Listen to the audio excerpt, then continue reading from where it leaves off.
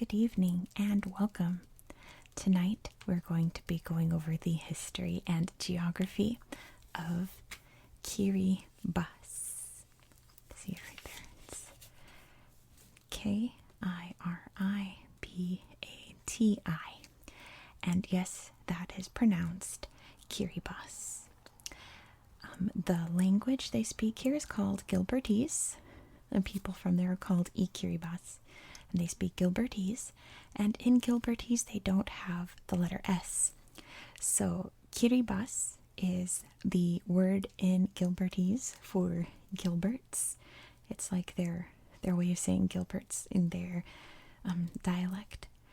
So they don't have the letter S. So anytime you see a TI together, that's an S sound. So that is how this country's name is pronounced, Kiribati.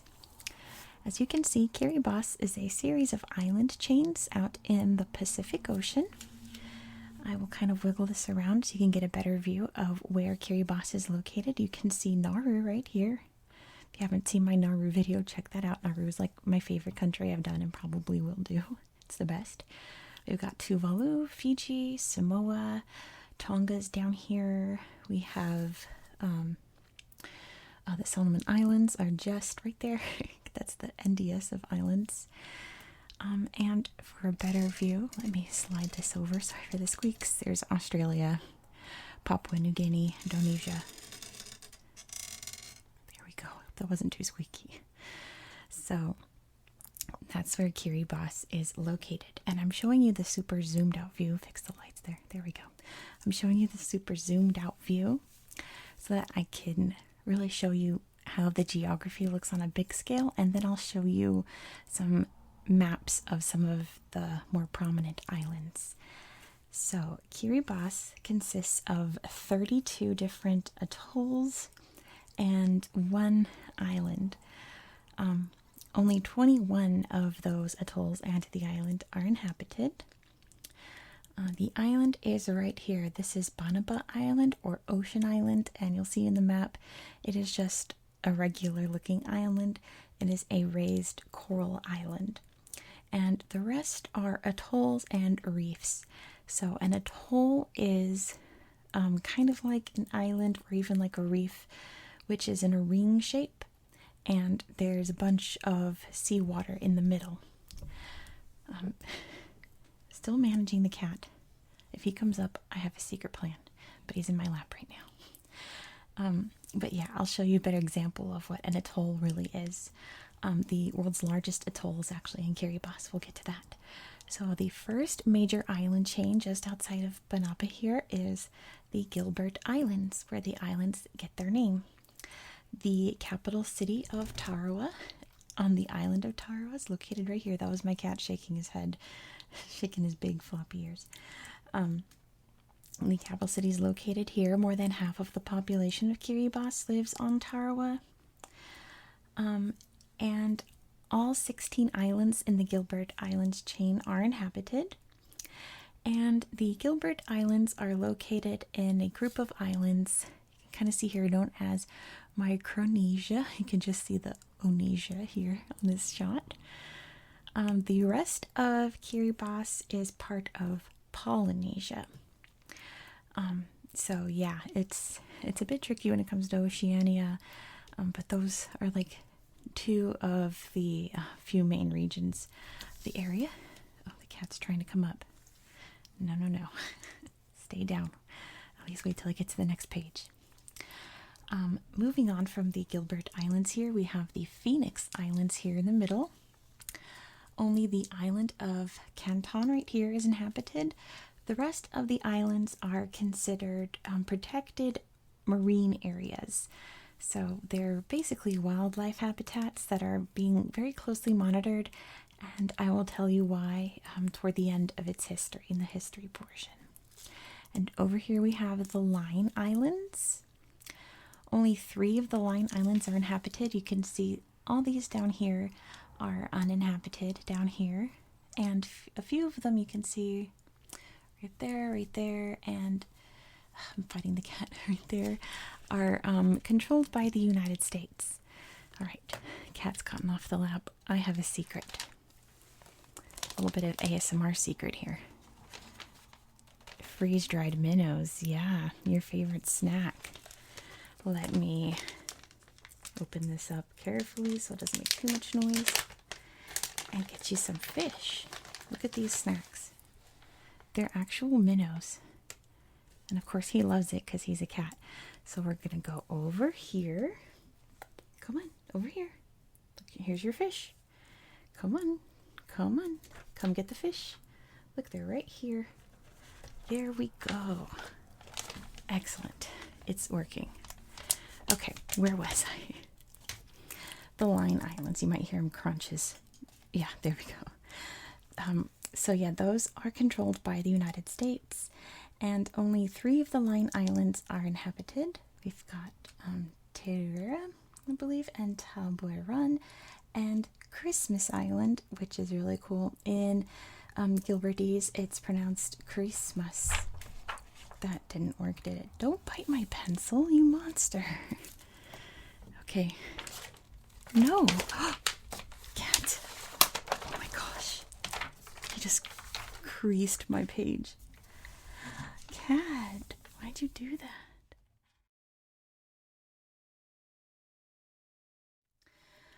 Christmas Island is the world's largest atoll. And I think with that, I'll flip over to the next page and see if my cat didn't cause too much damage to the page. Let's see. Oh my gosh. Alright. It's been kind of a disaster on my end with the cat. I finally got him in my lap. I'm just not going to allow him up on the desk anymore. A very loud cricket has decided to move right outside my window, so sorry if you can hear that. But back to Kiribati, and sorry if this my lighting's not cooperating either. I'm doing my best. So these are 4 of the main islands and atolls of Kiribati. So you can see the difference between an atoll and an island. The atolls are just very narrow strips of land with the big lagoon in the middle. Stop the cat from coming on my desk. There we go. Tarawa, you can see, is pretty much just like raised coral. And all of these little towns all along here. The big lagoon in the middle. Christmas Island has this really neat like series of lagoons all throughout. It's really marshy and neat and cool. Alright, my cat's leaving the lap. He's probably going to go make noise somewhere else in my apartment, but whatever. As long as he's not in the shot anymore. So yeah, you can see some interesting little places, like the Bay of Rex. I like that. You can tell that this area was controlled by the British due to really creatively named places like Alert Point, North Cape, Northwest Point, places like that. This town's called Banana. It is what it is. But really interesting islands geographically, and we'll talk a little bit about more of that in its history.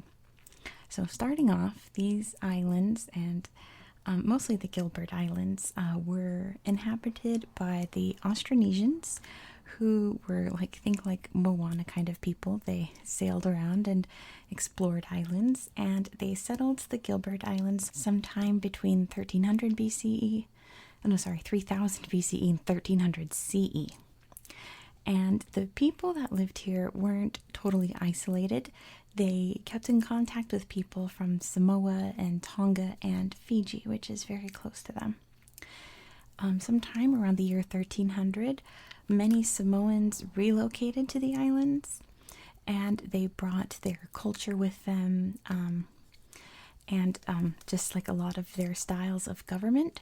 This was when the tribal leaders and chiefs were established on each island, which still exist today. And these clans sort of rose to prominence and were trying to one-up each other eventually, and it led to clashes and conflicts and eventually a civil war, which spanned like hundreds of years, honestly. And they built their own armor out of coconuts and pufferfish, and made their own like arrows and swords out of shark teeth and spears and all of that. And it really reached a very devastating climax once European contact began, and they traded for guns and like real swords made out of iron and not shark teeth. And a few islands got pretty decimated. So the conflicts came to a pretty abrupt halt after that point. But the Europeans kind of trickled by. The islands were named after an explorer. Oh, I think his name was James Gilbert, who was British. There wasn't a country that tried to colonize and take over the islands. They would just kind of pop by during like travels to other islands that they owned, and lots of trade happened. There were some whaling ships that were allowed to sail in the waters here. But unfortunately, quite a few countries, in particular Great Britain, practiced blackbirding on the islands, which I talked about in my Solomon Islands videos. That's when a big ship would come to an island and say, hey, we've got a career opportunity for you. Why don't you come on our boat and we'll get you like a cool job and, help us out. And these people who volunteered unknowingly became slaves and were sent away never to return to their homes so that they can work slave labor on plantations. It's really devastating. And then in 1886, the Anglo-German Agreement happened, where Britain and Germany picked out which islands they wanted to control. And like I alluded to in the beginning, Kiribati fell under the British sphere of influence. And a few decades later, many of the chiefs of the Gilbert Islands talked it out with the British, and they all agreed to become a British protectorate. And then things took a drastic toll when phosphate was discovered in the year 1900 on Banaba Island, or Ocean Island, as the British called it. Phosphate is a very precious mineral in that it's really only formed by calcified seagull dung, which is why it was so plentiful on Banaba Island. So the British formed their own phosphate mining company and basically took 100% of the profits away from the people who could have really desperately used it. It was a whole to-do. The Gilbert Islands and another island, Ellis Island, I believe, became a British Crown colony in 1916. The Northern Line Islands, so basically like these ones, joined it in 1919. The Phoenix Islands joined in 1937, but those were very debatable because the United States laid claim to them, and it was a very long territorial dispute that would last until about the 1980s, so keep that in mind. But that all didn't matter after December 7th, 1941, when Japan drastically went to great measures to fight as many nations as possible, including the United States, really provoking them. Almost immediately after the Pearl Harbor attack, Japanese forces swept down throughout Polynesia and the islands of Oceania and Asia and Southeast Asia, and took them over, and Kiribati was no exception. The Japanese swooped in very brutally and took over the islands. One of the major naval battles of World War II happened here at the Battle of Tarawa in November 1943, when the U.S. Navy managed to liberate the island from Japan. However, Ocean Island, or Banaba Island, wasn't freed until 1945, and there's a really terrible story. I read about it. I'll be delicate because it's really sad. The Japanese, once they realized that the British and the Americans were winning, this was on August 20th, 1945, so long after Japan had surrendered, they massacred every Kiribati on the island. But one man actually survived, not to be graphic, but the Japanese stabbed them with their bayonets, and one person just missed and cut his side, and when they were tossed over a cliff, he managed to land just so that he didn't die on impact. and he pretended to be dead and hid in a cave for a few days until he crept out and noticed that the British had taken over, and he managed to identify the Japanese that had massacred all of his friends and family and got to see their execution. So really amazing story, and very few interviews and photos with this man. He has since deceased because he lived to a very, very old age, but that was a really heavy story. But yeah, I was really enthralled reading about him.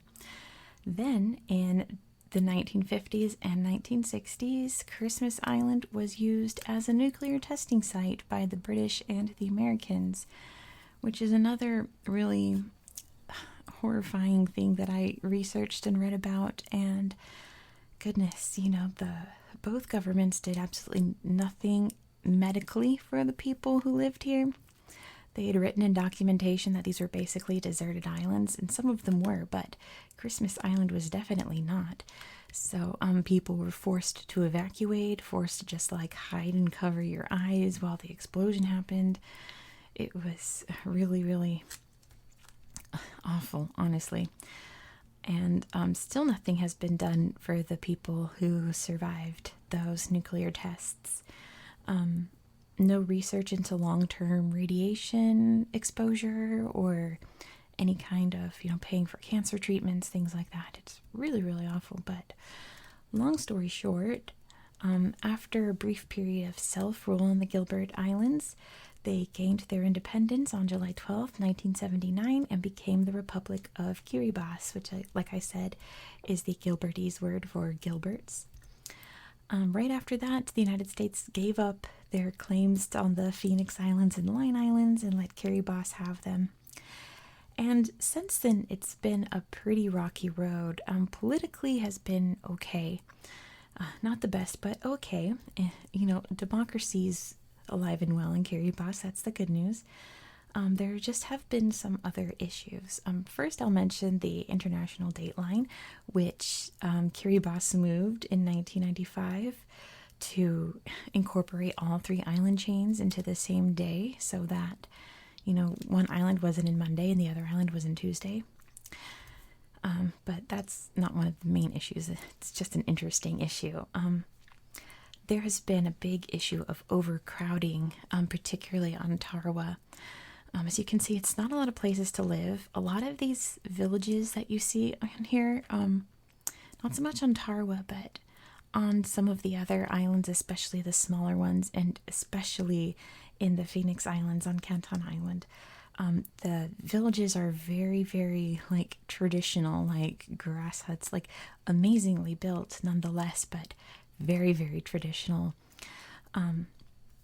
The population grew. A few thousand people have already been relocated off of Tarawa.